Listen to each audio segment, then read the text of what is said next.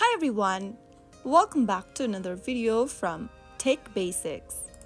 In today's episode, I'm gonna show you how to turn off hints in Candy Crush Saga.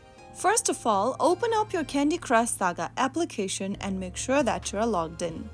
Once you're inside this page, tap on the gear icon at the bottom left corner in pink. Now, this will pop open the settings interface where you will need to tap on accessibility. Inside the accessibility option, tap on the toggle button right next to hint and make sure that it is turned to gray color.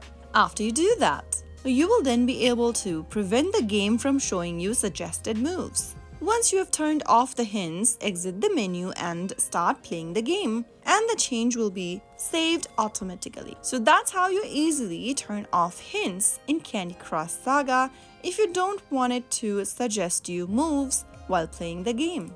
I hope you found the video helpful. If you did, make sure to give us a thumbs up and subscribe to Tech Basics for more Candy Crush Saga tips and tricks. I will be back again in the next episode. Thank you for watching.